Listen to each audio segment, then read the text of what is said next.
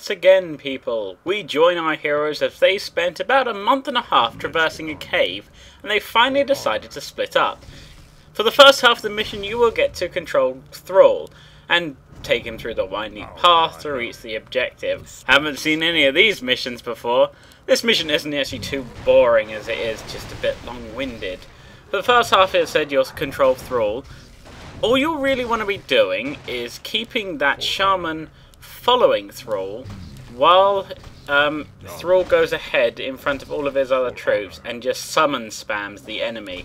This is the easiest way to do it because, let's face it, raiders suck against piercing damage and you don't have really enough grunts to attack anything.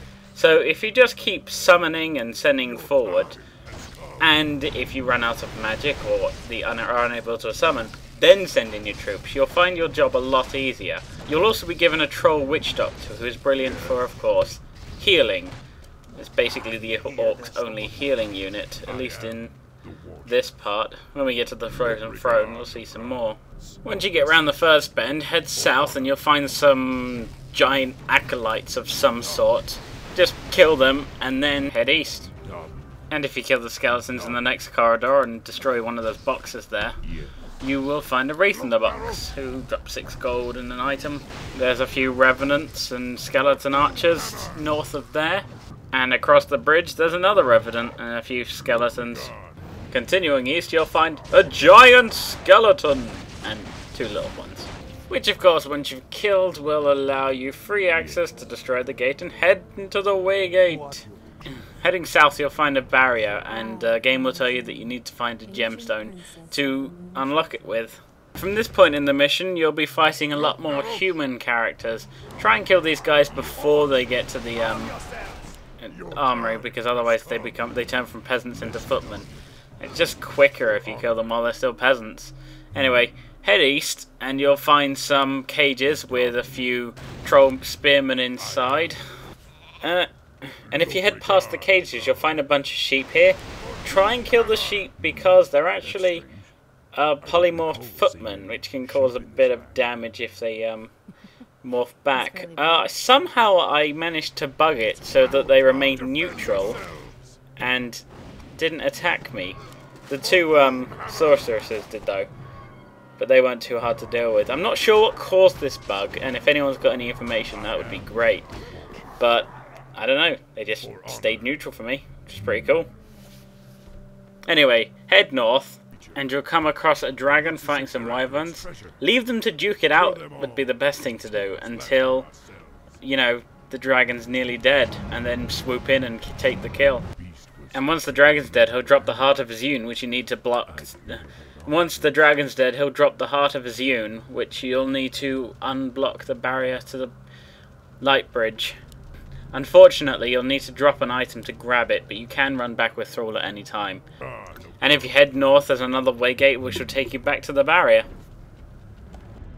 Putting the Heart of Azune in the statue will allow you to take control of Cairn's group. Cairn, of course, is only taking himself and a couple of Taurens with him. But the Taurens are pretty cool, they're pretty strong. Just be careful of piercing damage. Anyway, if you feel like a challenge, you can destroy the rocks there and a golem will appear.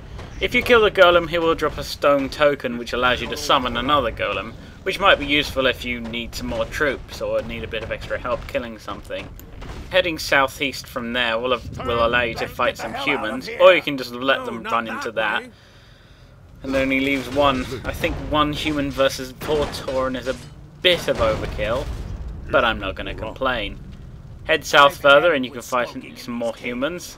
Heading south from those humans and destroying the rocks here will allow you to continue. You will fight a few kobolds around here, but they shouldn't cause you any trouble. They're only level 1 to 3.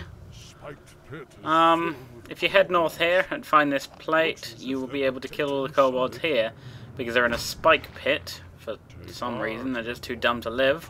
And if you head northwest through this archway, you'll have to fight a few more skeletons. And once they're dead, head a bit further north. One of the skeletons there does drop a pack of healing wards, which can be quite useful. Anyway, that switch opens that gate, which you'll need to head through to reach your next objective. You'll need to pick up the enchanted gemstone from that spiked pit. The enchanted gemstone will power the light bridge, which will allow you to finish the mission. South of the gemstone you'll find a healing fountain surrounded by a few monsters. Nothing much but kobolds, so nothing to worry about. Though one of those monsters there does drop a claws of attack plus 12. Head across this little river that's southeast of the gemstone. There's a salamander here you'll have to fight. He's not too difficult, but when he dies he does drop a plus 6 strength item. And on the final run just past the river you'll have to fight a bunch of these stone golems.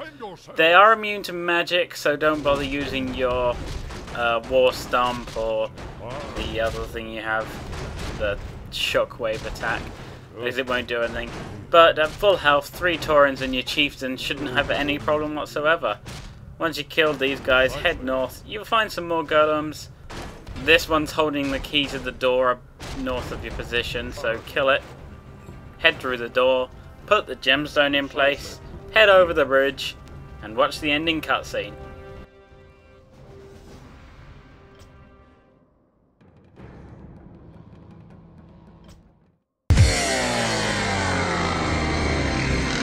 There are quite a few useful items you can find off the main path. For example, the first one here is after you've turned that first corner and double back on yourself, you'll see this gate here. Destroy the gate, you can find a Mantle of Intelligence plus 3. And just south of that you can find a door to break.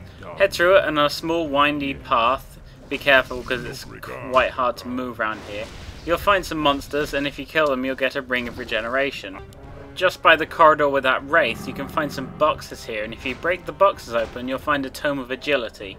Just south of the giant skeleton throne you can find a door here with some sleeping salamanders and a blood key. If you just kill the salamanders and use that key to open the door that's just north of the giant skeleton throne, you will find Scroll of Healing and a Crown of Kings, which of course is plus 5 on all your stats. Pretty awesome, or what?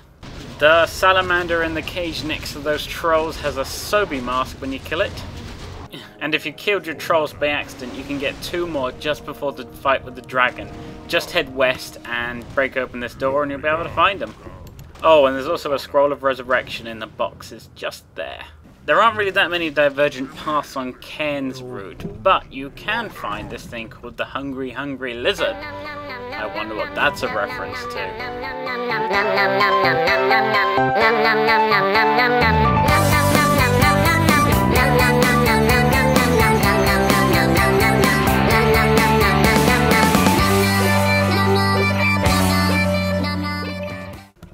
And my outdated internet meme must be pretty powerful because it just sort of dies. But you can find this Lion Horn of Stormwind, which gives a +1 bonus aura, so everyone's armor. It's not really worth the wait, to be honest.